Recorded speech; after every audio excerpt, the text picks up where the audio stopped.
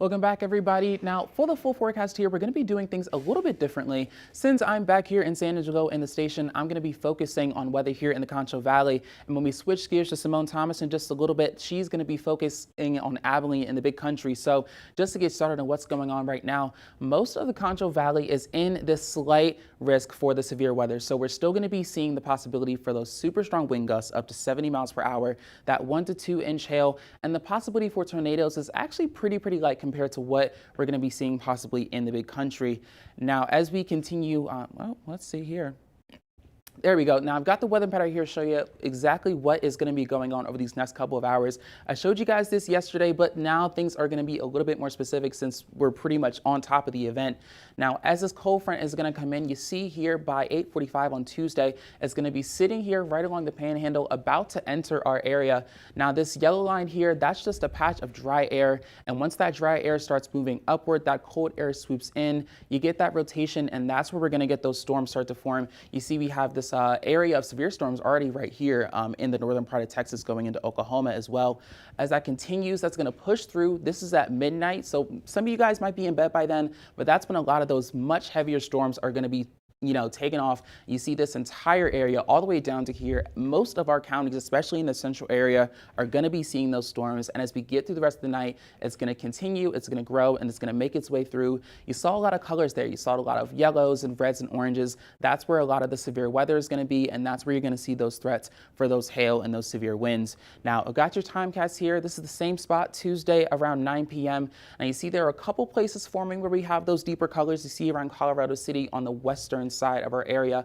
As we continue to get through the night, here's 11 o'clock, that same time period. You got San Angelo starting to get that cloud cover. Big Lake, they're already getting those severe areas. Arion County, Tom Green County, that's when it's going to continue to start to enter. As we get later into the rest of the night, you see it just expands and grows and continues to move east as it continues to pass through our area. I mentioned earlier to Tim earlier in the show that this is going to be a pretty fast moving storm. So it's going to continue to be overnight. And by the time you wake up in the morning, you're really not going to be seeing too much more. So you're more so going to be seeing the effects afterwards. Now, I've got the hail outlook for you because I know that's a big thing. That's one of the really big events that's going to be a part of this storm. We've got mainly a 15% chance in the Concho Valley. Some of these outer areas you see right outside Junction, you got that 5% chance. You see much of this area is going to be around here, and you don't really see that greater percent chances of that hail until you get up into the big country. For tornadoes, the possibilities are even lighter. You see, we've got just a 2% chance for pretty much our entire area here. Much of the Concho Valley is going to be in that 2% chance. So the possibility for tornadoes is low, but it's definitely something you want to keep an eye out for. Make sure you have your alerts on and everything like that. Now we're going to head over to Simone to see what is going to be going on in the big country. How's it going, Simone? Hello, Tavian. Hello, Tavian. Thanks for having me. Now, I do want to bring back that outlook because we have the slight risk in the Concho Valley, but here in the big country, we have that enhanced risk. So we have a little more chance of seeing some of those severe hazards that we talked about. Those hazards are those heavy wind gusts, 60 to 70 miles per hour, 1 to 2 inch size hail, and an isolated tornado or two cannot be ruled out. Now, I want to look a little deeper into those hazards. The wind outlook, we're seeing about a 15 to 30% chance of those dangerous winds here in the big country. That's what's shaded in the red. Here in Abilene, we're included in that. With the hail, we're seeing about a 15% chance of that damaging hail here in the big country as well. But then the tornado risk get even lower. We're looking at just about a 5 to 10% chance of those isolated tornadoes, mainly in that I-20 corridor, a little more northeast in Abilene, but just the edge of our city limits are still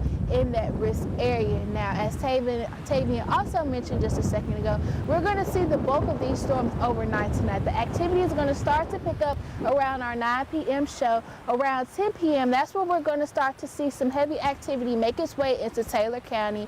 And then around midnight, that's really when we're going to be into the thick of it.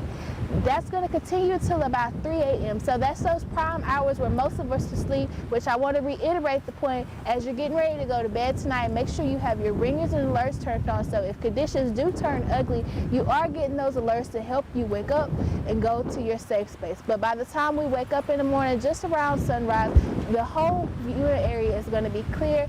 Those storms and rain would have moved to the east of us. We have a nice Wednesday ahead of us. Back to you, Tavia.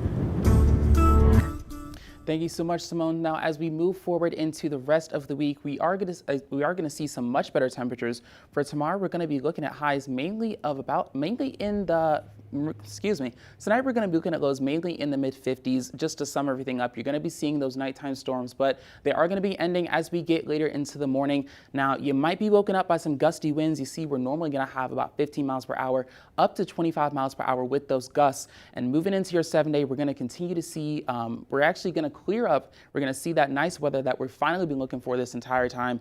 You see, we're going to be in the mid-70s. By the time you wake up tomorrow morning, it's going to be beautiful. Sunny skies as we get into the end of the week. We're going to warm up as we get into the weekend. And as we get into next week, we're going to see that possibility where we have some partly cloudy skies and some precipitation enter the mix.